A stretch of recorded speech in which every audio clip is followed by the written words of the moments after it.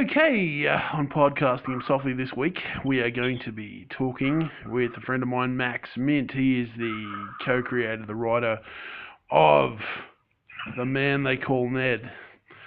To give you a little bit of the rundown, there's a really cool little bit here that I'll read for the folks at home. They have won. Australia is damned. It is their revolution, a brave new zombie world order. Rotting hordes of dead walk with purpose as they continue their way to complete domination, mysteriously controlled by a shadowy figure known as the Minister. Only one person stands against them, a one-man army of devastation and salvation. Enraged, determined, haunted by his past, he surgically strikes at the organized society of the living dead. Realizing the threat, the Minister strikes back, sending his flesh-starved squad to corner his foe in an abandoned shack with no way out. The living have surrendered, except for one man. They call him Ned. Max, it's really cool to have you on the show, and it's really cool to be talking about this really cool book that really had me from the get-go, mate. It's pretty cool stuff. Yeah, thanks, man. It's good to hear from you, Kent. And let me just say, you read that little blurb perfectly, but extra points because you actually pronounced my last name spot on. Okay. Most people usually mess that up, but you got it dead on first time. Okay. Well, thank you, man. I do my best. Hey. Yeah. No, it's really good to be here, man. Yeah, it's really cool to have you on the show. To put people in the picture, a couple of years back, what was it, 2015? I think it was 2015.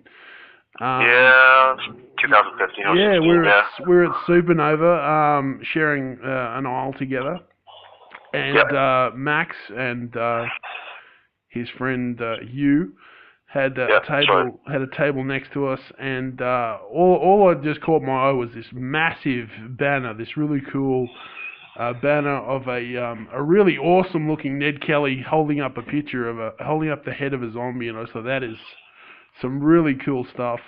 And of course, sitting with them over the weekend, I got to learn more about this really awesome incarnation of Ned Kelly, because we've seen Ned Kelly quite a bit in Australian culture.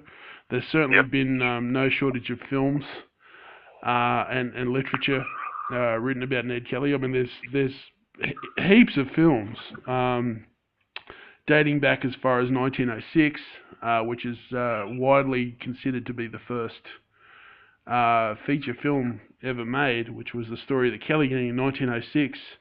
Yep, that's right. And then we have, it goes from there to Where the Kellys Rode, which was in 1923.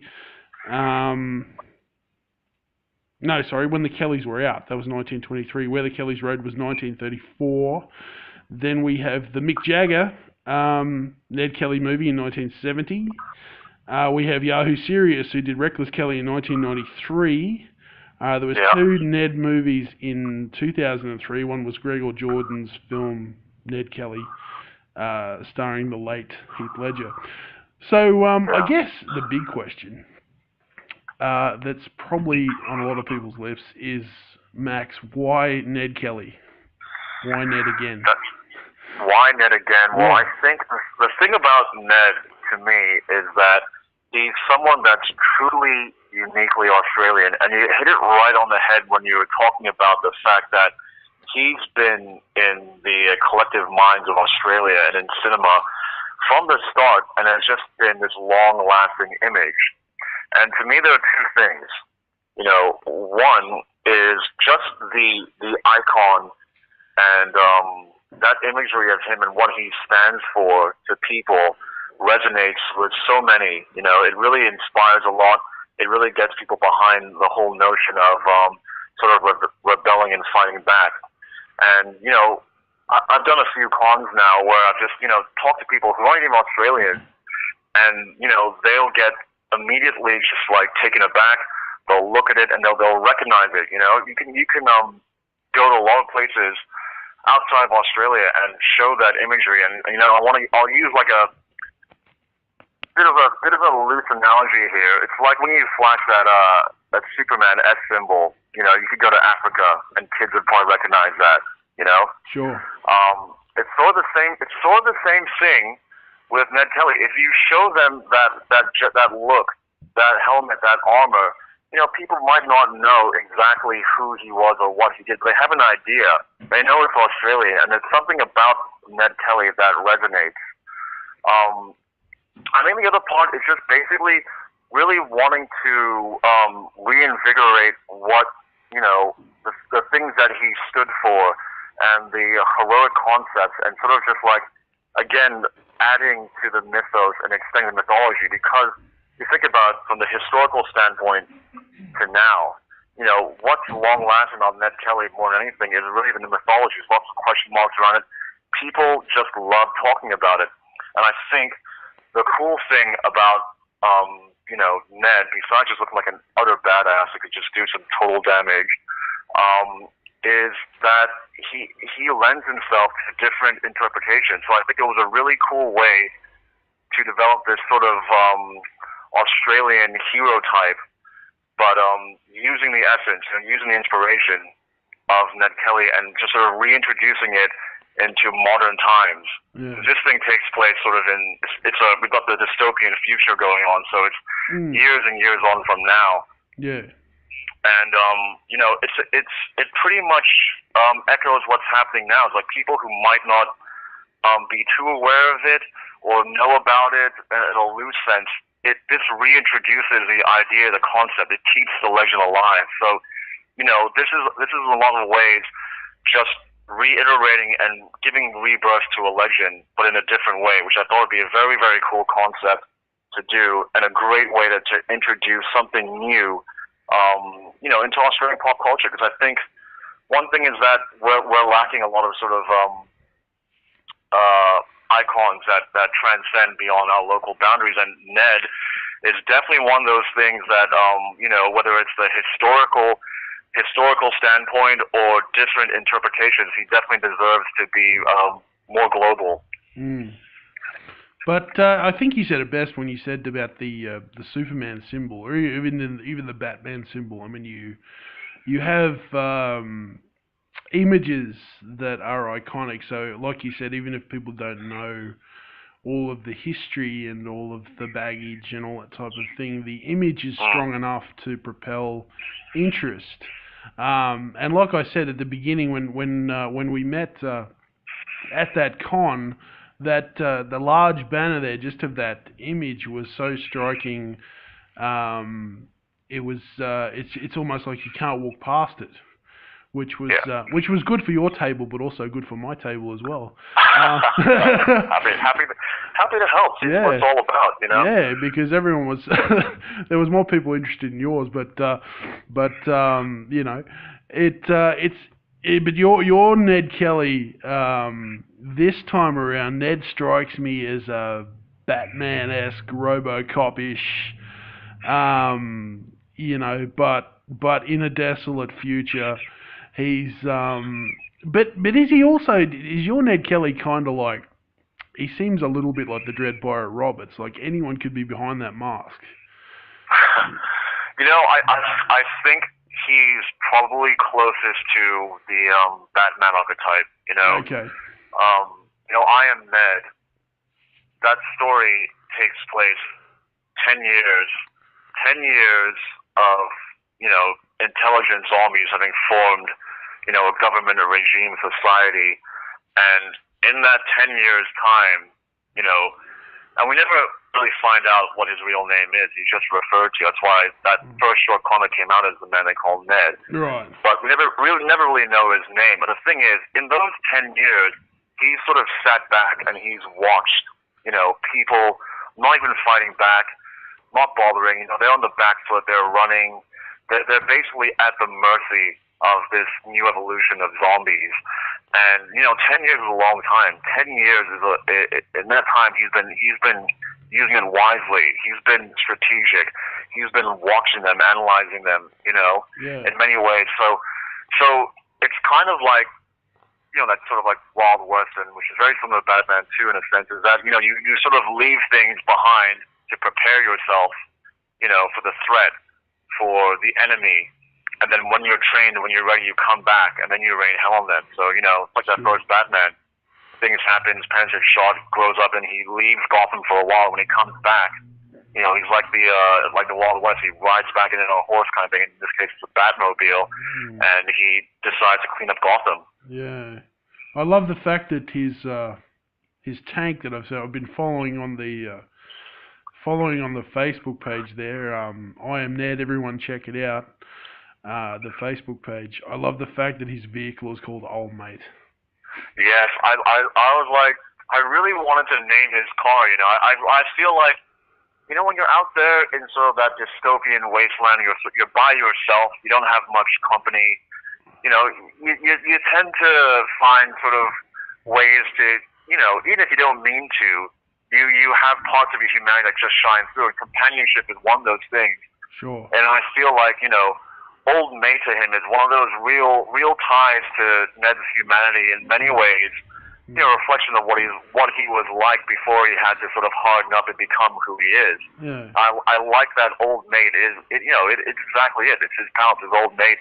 And that car is designed by Zach, and it's a great car. It's basically it does everything it needs to do. But the fun thing about that is it's repurposed from so many scavenged parts, bits and bobs, just to make what it is. And he's been tinkering with it over the years to sort of refine what it can do, and how it needs to be to adapt. So I really like that. Old Mate, just like him, he's just a grizzled veteran. Yeah, but I mean, I guess, and that sort of brings us to another sort of crossover is a little bit. Bleeds into this iconically thinking about Mad Max too.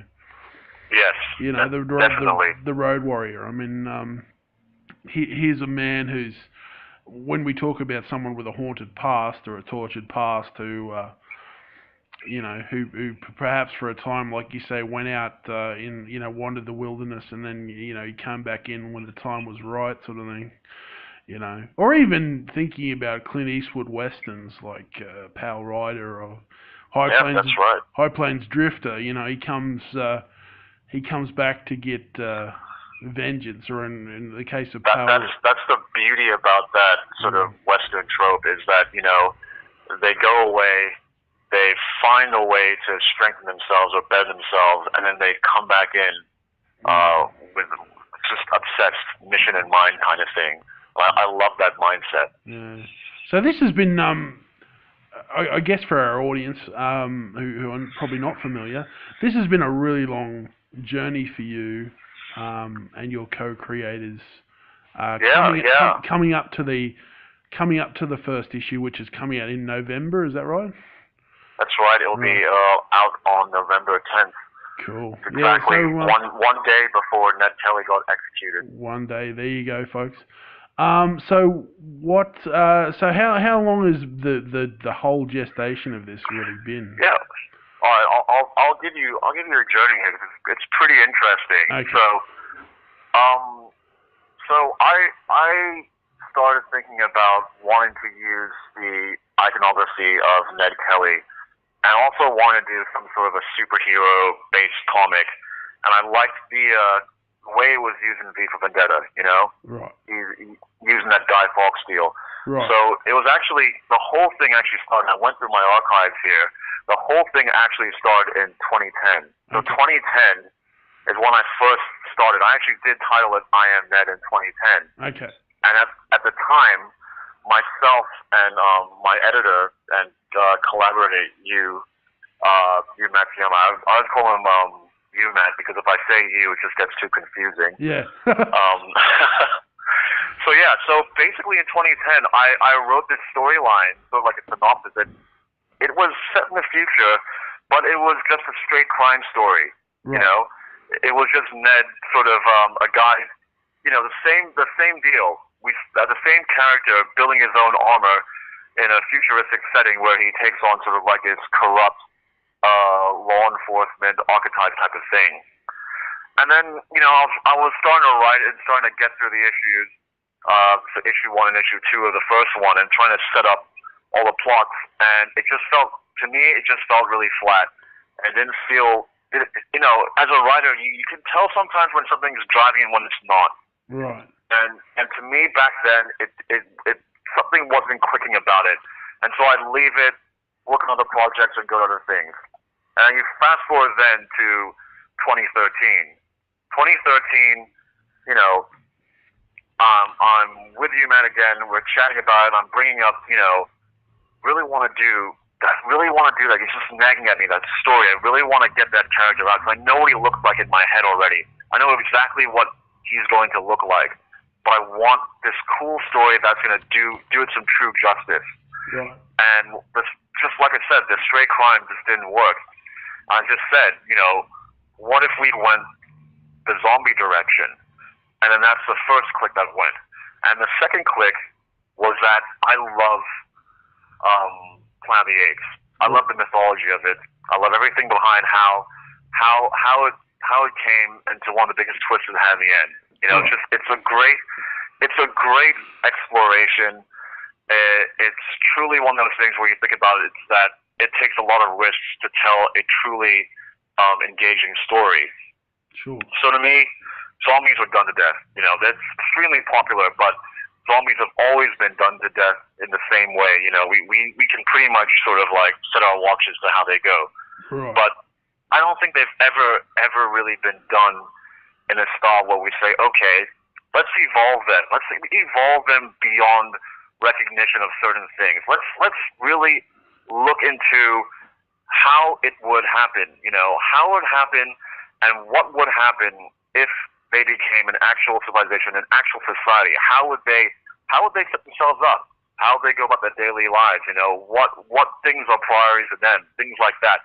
And then those things start to intrigue me as far as creating this conflict, but there's also this world that Ned would rebel against, because obviously what they're doing is highly oppressive, not just towards their own citizens, but to humans as well. It's a real nightmarish landscape. And so from 2013 on, I basically wrote the story from start to finish in separated issues. And then we got to, I think it was about 2014, roundabout. We're trying to get some sort of exposure for Ned. I wanted to get him out there so we could, test the water, see what people thought about the whole concept, and then if it looked like it was good, we'd go back and push it more and be able to, work on Iron Man, which Iron Man was always the main goal. So basically, this is where I met Zachary Smith Cameron, Zach.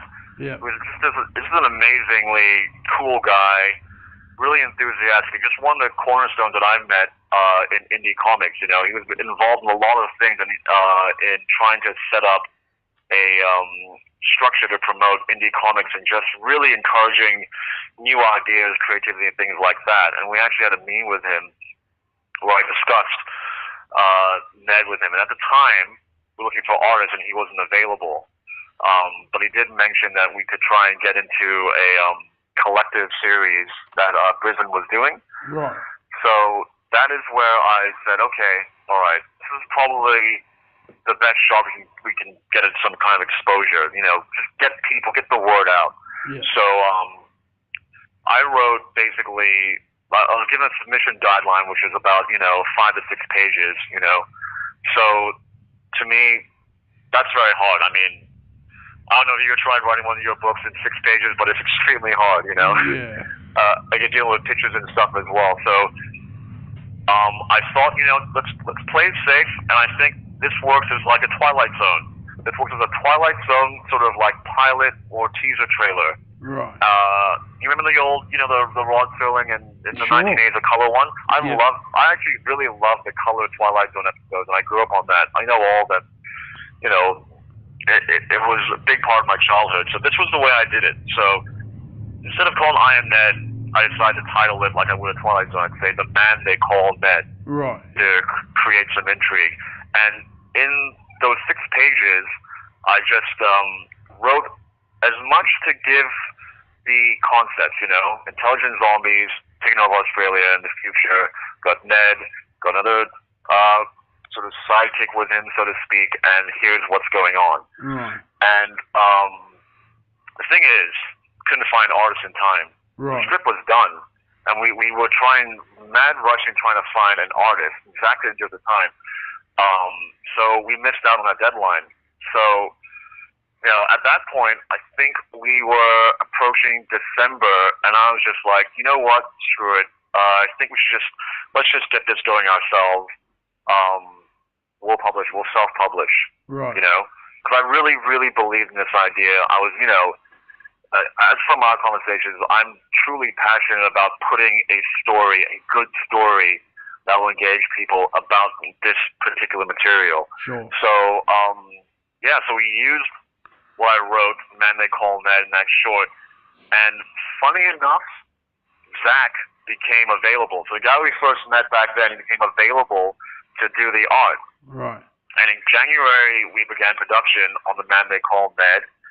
And, it's a hard task because, you know me, I love film. Yeah. I love it. And the way I approach comics is like a film production, Oh, yeah, totally. You've got to world build. You have to think everything through. You can't just sort of, George Lucas and make it up and say, like something you've never seen before and expect that to make it work.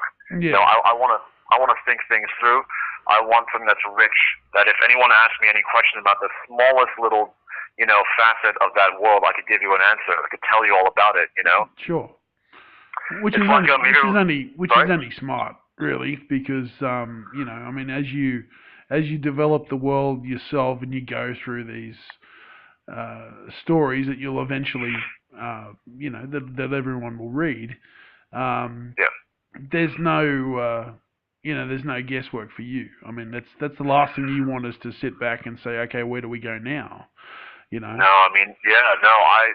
thing is, it's like, this is a clear vision of mine, and I want to just sort of like get it down perfect. And I think the important thing too is that I'm trying to do something which I think is pretty hard, which is trying to present, something that's not going to get any inherent laughs, which is presenting zombies in a light that never been seen before. Sure. To do that, you have to think it all through. I mean, you look back again, Planet of the Apes.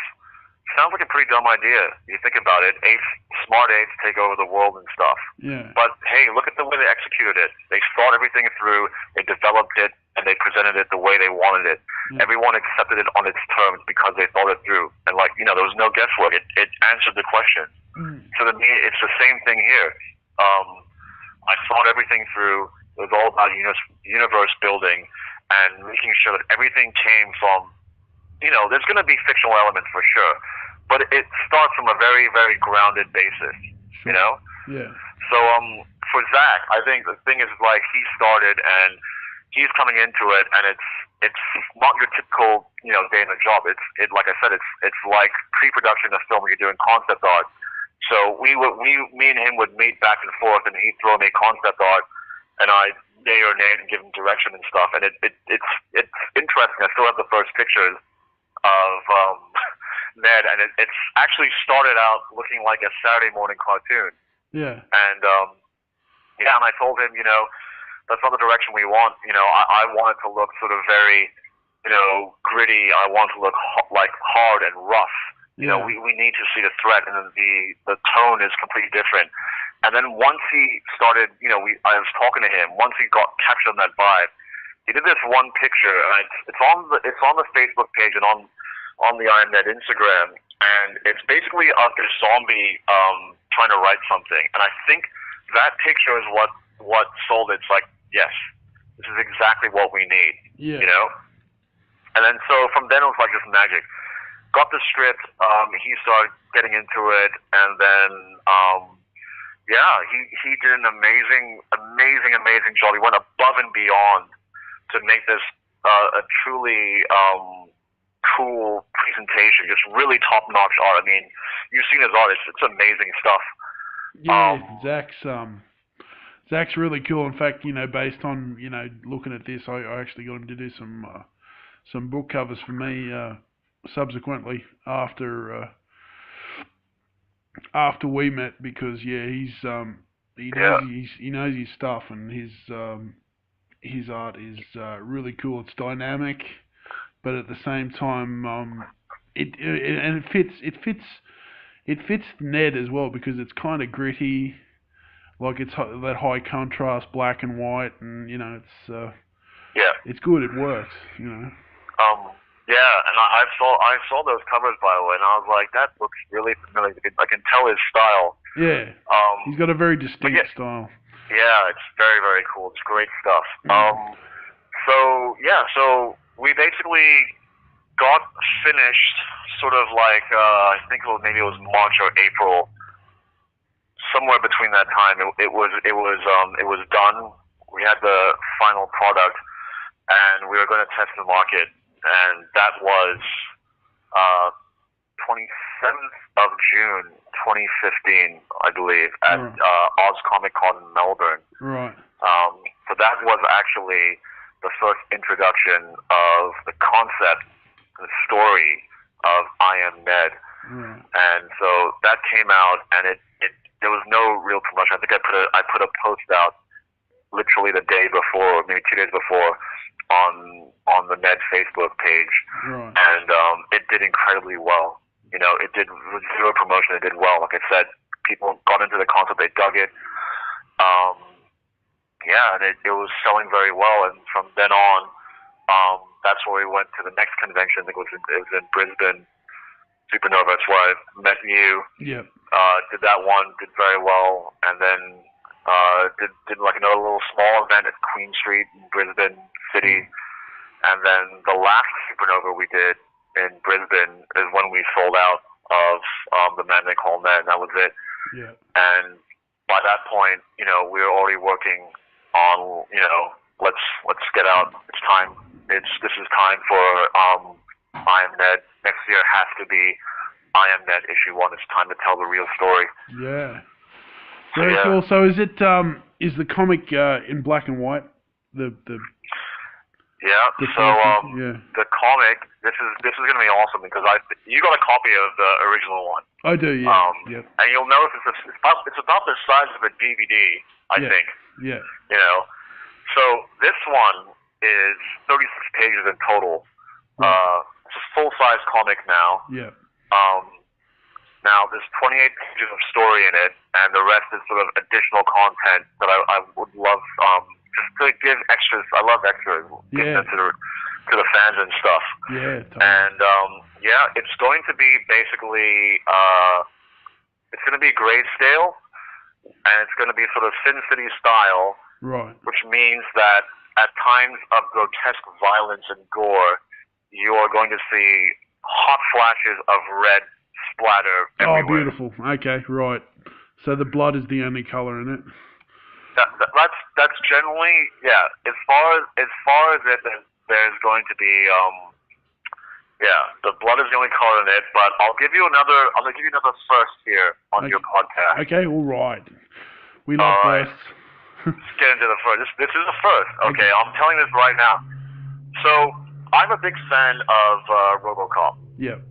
I love the way it was. I love Starship Troopers as well. Yeah. A big part of what Paul Verhoeven did was the satire. Yeah. I love the satire in it. And as much as this comic and the concept is ass-kicking violence and zombies and all that, there is deeper layers in it. Yeah. There are deeper layers to the story, because zombie stories are essentially a comment on society and where they are right now. Yeah. And this one is sort of the same. It is a lot of my concept, comment and views on society as we are now and where we're going. But a big part of those movie presentations was the inclusion of, I think you'll remember this, is a lot of satirical ads. Sure. Or propaganda, if you will, in between. Mm-hmm. And these things were absolutely hilarious. Yeah. So, part of the comic of Issue 1 I Am Ned is going to have the same thing. You'll notice that at certain intermissions, there are full-on propaganda posters done by the government regime of the zombies, which is known as the Zombie World Order. And at little intermissions in the comic, you'll see these and these are full color, by the way. It's not black and white. It's not just splashes of red. These are full color posters inside the comic, which basically advocate why the Zombie World Order is so amazing. And I thought it'd be a really cool thing to throw in there. That's awesome. That sounds really cool. Yeah. And I mean, as I told you, I sent some copies. I got you to send me some of the books, the little when they call Ned books, and I sent them out to filmmakers that I know. And speaking of RoboCop, Ed Neumeyer had a look at it and really loved it. I was amazed. So yeah, and other filmmakers, Russell Mulcahy, who did Highlander, he read it and really liked it, and because I said, Russell, this needs to be a movie, man. This is good stuff, It's really cool, and it's like I said, it's truly humbling. Cause I listened to that interview with you and Ed Neumeyer on your podcast. Yeah. I love how you right off the bat you directly reference the Flesh and Steel documentary. It's one of my favorite documentaries as far as film. Really, really an open insight from beginning to end. No sugarcoating, no hand-holding of making that kind of a movie. It's really well done. Yeah, but that's really cool. So yeah, we're gonna have so periodically there's going to be propaganda. That's right, and they sort of take influence from periods of the World War I, World War II. There's different inspirations. So I think originally I was saying to Zach that I wanted them sort of done one style period, but he came back and said, you know what? Why don't we try different styles at different periods? And so you'll see, three or a couple of posters that have very different types of tones or themes to them. Yeah, but no, I mean, like I said, from the absolute get go, I just saw the banner, not knowing really what it was that you were selling, but I mean that image of Ned holding the zombie, the severed head of a zombie, and he's kind of looking. He's not looking straight ahead. He's kind of looking down a little bit, and just badass, really cool. He's got there's bullet hits on there. He's not clean by any means. He's like, he's really. I love the fact that he's really kind of grotty. He's almost like the Damage, like you talk about RoboCop. Like he's like Murphy, like closer to the end of the film. Where he doesn't have his helmet on anymore. He's kind of busted up. He's been shot to crap. He's He's no longer pristine. He's battle damaged. Yeah, which is always cool. Speaking of battle damaged and action figures, you're a very talented man. Not only are you a very talented writer and a creator and all that, but you're a very talented sculptor. And I do believe that you're going to, for people who haven't been following Ned's adventures on the Facebook page, I Am Ned, the comic on Facebook. You have also done some sculptures that are going to be coming out as well. Yeah, that's right. I'm going to be releasing a sculpture. So they call it maquette, and it's basically going to be this awesome statue of the title character, looking extremely badass. And the cool thing about this is, I was saying that it's like the first one was like it's like a film production. That was the pilot, and now that time has passed and everything, I've had the benefit to go back and basically do the changes I want with bigger budget and be able to redesign a lot of key things that I wanted in Ned. Now I had the time. Yeah. Because that whole look of Ned was very important to me, and I actually, the way it got drawn so was basically I do everything. You know, it's funny. It is like RoboCop. It's like that Rob Bottin guy. You know him? Yeah. He doesn't do any drawing at all because he doesn't. He just sculpts it all out. Yeah. That's basically what I do because you know, I used to be really great at drawing, but for some reason, as I got better in sculpture, I've lost my skill to draw, and now I'm like at 6 figures at best. Right. So basically, I sculpted out this gigantic Ned statue, about 21 inches tall, in clay. And it was just so rough. This is me to explore the character back then, and just I wanted to get that helmet perfect, as in different, with more angle. I wanted more emotion. There's a lot of little details that I've created in that helmet that separates it from the traditional bucket look that you've seen Ned Kelly have. There's a lot, and a lot of that influence comes from RoboCop and Star Wars and Predator, because, you know, as a sculptor, every little touch, every little groove, every little curve makes a difference as far as emotion. So what you have with this Ned, which is why it's so special, is that this helmet is far more emotive. It presents a lot more emotion, angst, intimidation, things like that. That's why it's, you know, I specifically designed it so there was some curvature to the top of his helmet. You know, you have that sort of demonic type of deal to it. There was a bit of a brow. You know, when you get the statue, you look at it, there's a bit of a brow as well on him. That's a very Predator-esque design that I incorporated. Well, RoboCop. It almost has elements of like medieval armor in there too. It's stylistic as well. Yeah, that's right. That's right. It harkens back to all those elements, but you know, the curvature and the way it curves down, unlike the original armor, this is more of a modern, cleaner influence. While he's still dirty and grimy, the curvature to it is very much something you would be able to make in the future as opposed to back then. And that gives us a very futuristic sort of vibe. So, anyway, so I redesigned that helmet, and in doing this new sculpture, if you look at the I'm an Instagram or the Facebook page, you'll see there's a big difference between the design originally and design now. And that's because when I was sculpting this one that's to be released, I was able to incorporate all the changes I want. So, you know, this is like my perfect Mark I armor for Ned. Yeah. No, it's really, it's like you said, the nuances, that exist there. I mean, when we sort of spoke initially, there was a Batman type thing. He's even got sort of little Batman ears, almost, you could say, at the top of the helmet.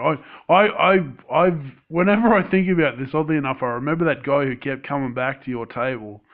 Who was some sort of design student or something like that.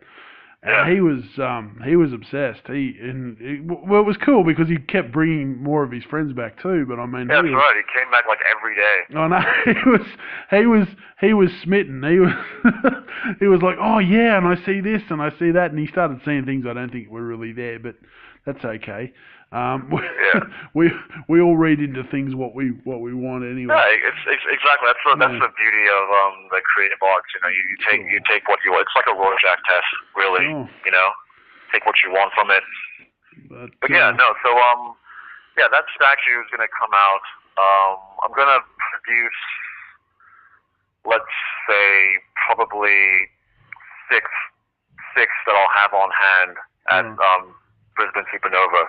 But the way it's going to be is that I'm going to basically have a production run of 100 of the what I call the regular edition. And I'll drop it here as well. Might as well.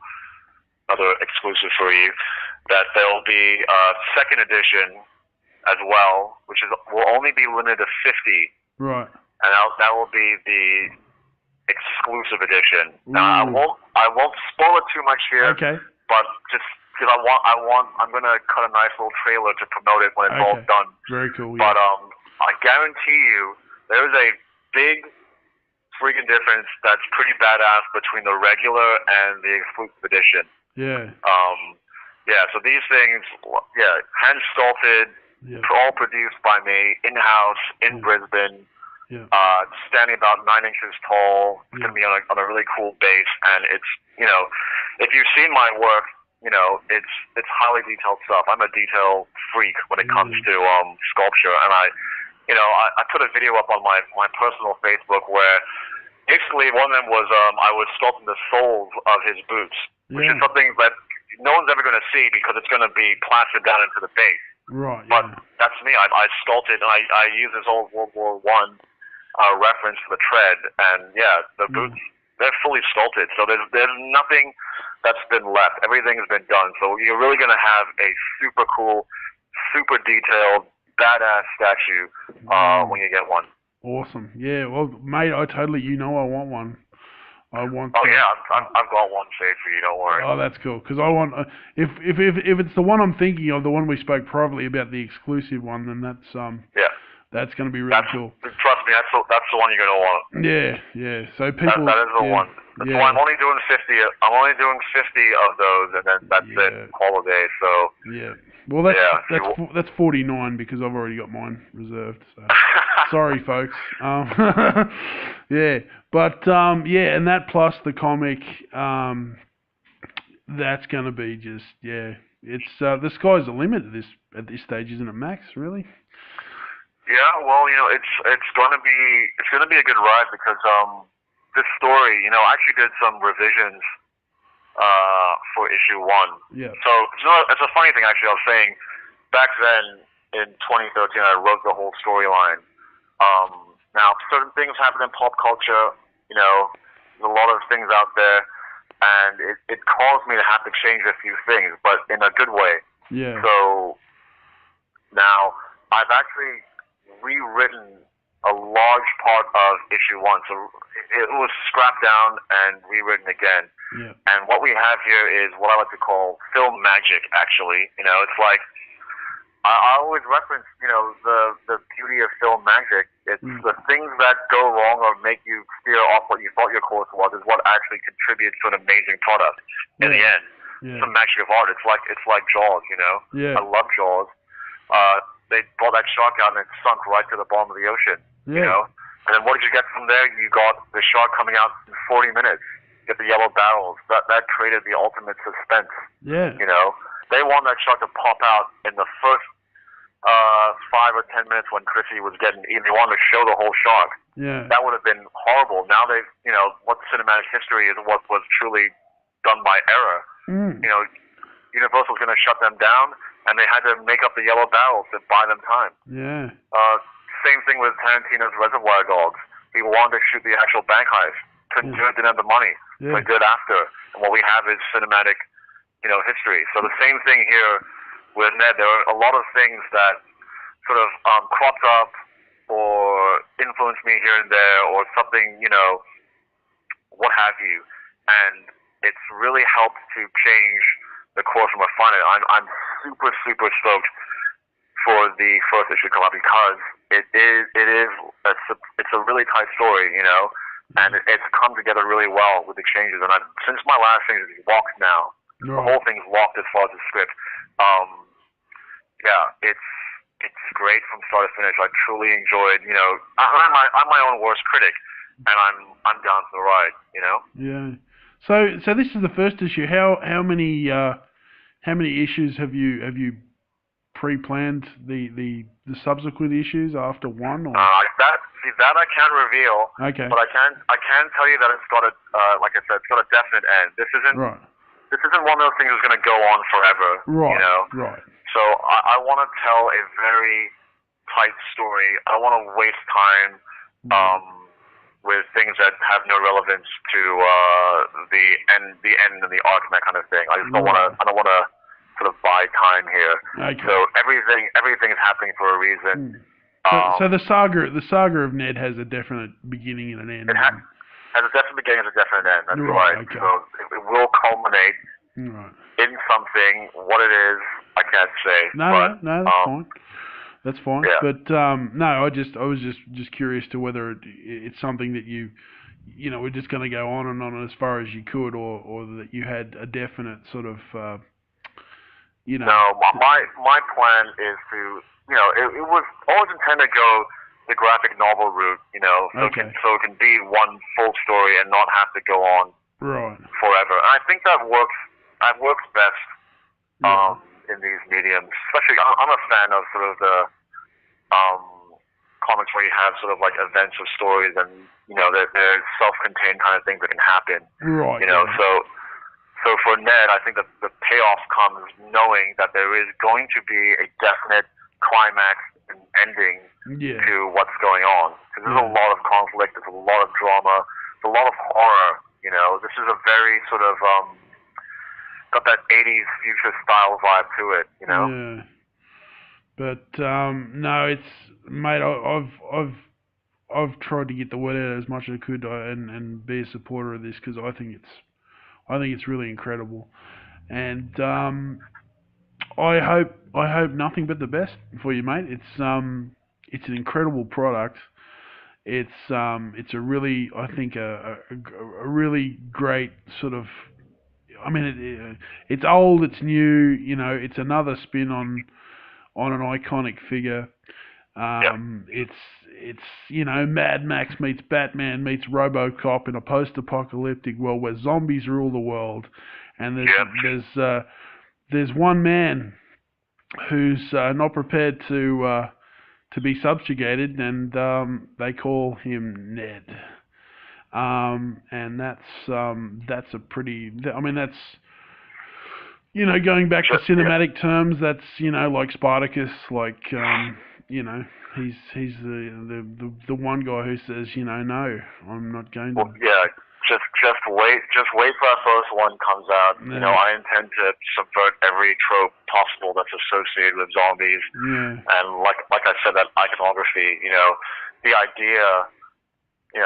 This isn't Ned Kelly, but Ned Kelly did exist in this reality, and that's reintroducing him, and that's inspiring a whole population of people in Australia. Yeah.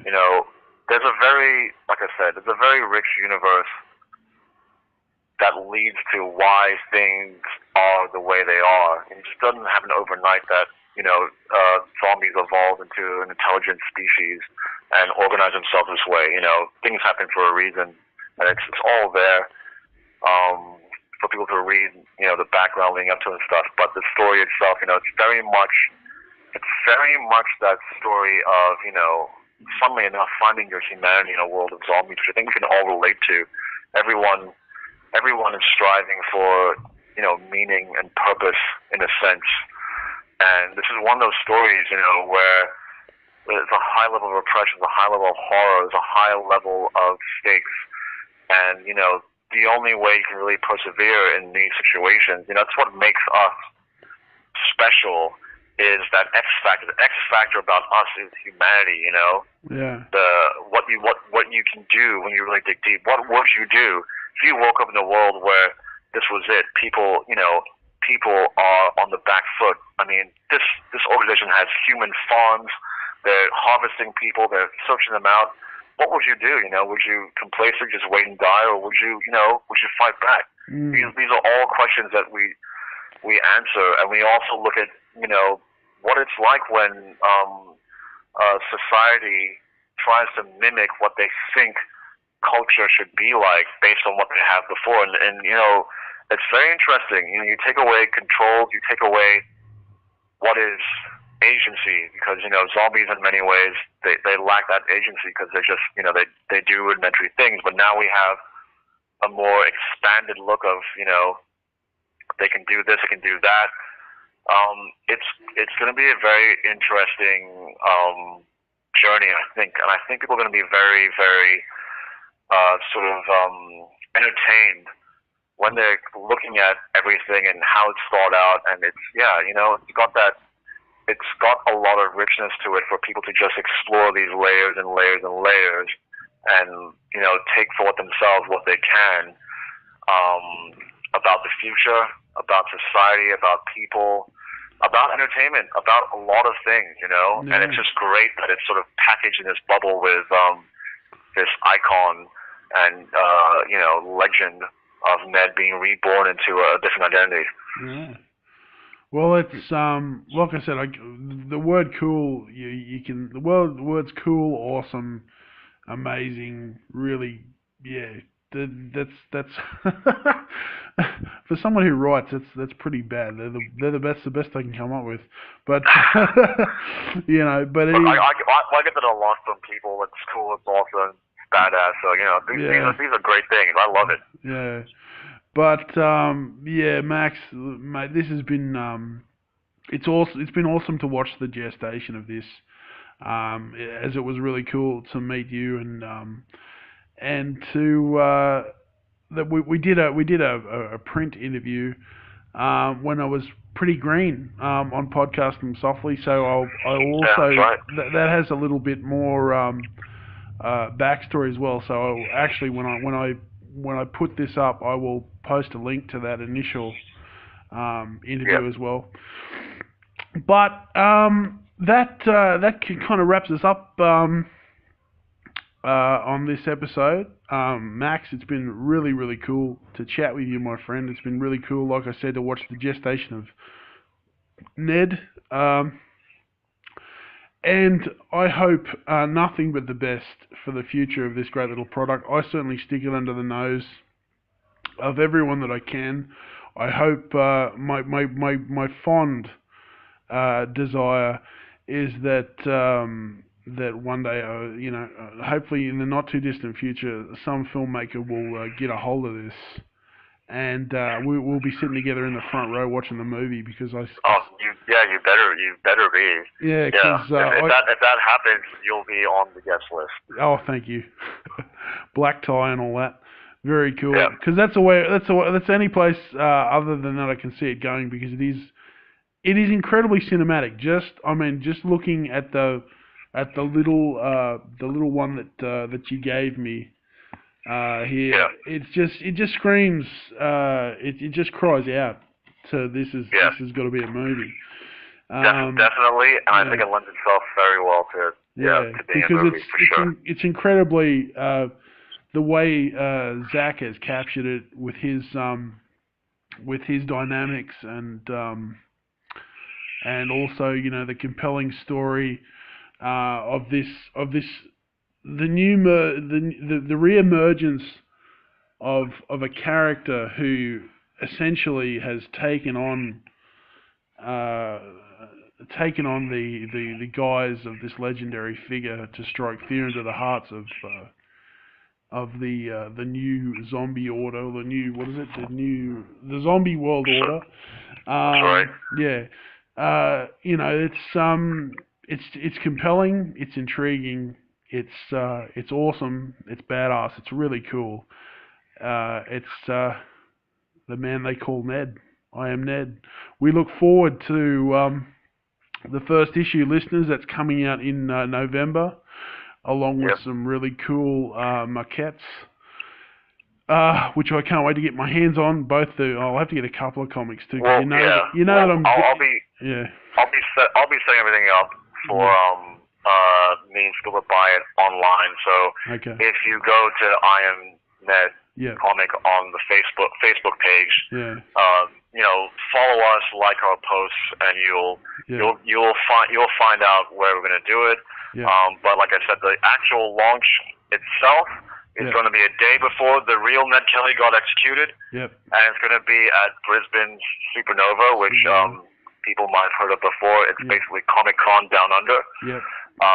And also, I post a ton of I'm posting daily on I Am Ned comic, the Instagram page, and in that you'll get a lot of rich, deep background, inside sneak peeks, and most importantly, a look at the new art, because Zach's come a long way, and his art now on this one, which I really wish to show you privately, you know, of course, and what it looks like. It's amazing stuff right now. Yeah, very cool. Yeah, of course I'll have to get 2 copies of the comic because I'm one of those guys where you have one that you open and one that you don't touch. Yeah, trust me. Look, I will be. As soon as these things come off the printer, I will be sending you some comics. You heard it here, folks. For sure. November. Write it down in your calendars. November. For the very first, I Am Ned, the very cool comic with really cool marquettes and all sorts of cool stuff. This is just the beginning. This is just the beginning of something that's really going to explode, and I hope it really ends with a really cool movie that Max and I will definitely be at, so you'll be able to find us there. And because he'll be signing autographs, and I'll be walking close by him to exploit his celebrity. And it's been really cool. Max, thank you for being on the show, my friend. Yeah, thank you very much. And if there's a movie, we'll have to do an interview again. We will. Yep. And thank you so much for your support. I really appreciate it, man. Mate, I love it, and yeah, that's why I tell people about it. I've been directing people to the Facebook page. I Am Ned. Follow the links. We'll put the link to that and everywhere else on this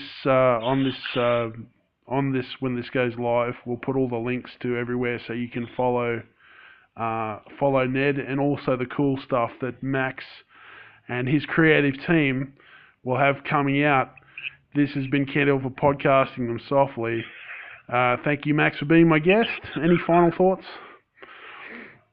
Just get up. Just November 10th. I Am Ned. Things are going to change big time. Yep.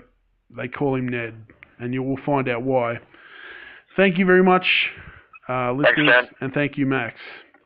All right. Cheers, mate. Thanks.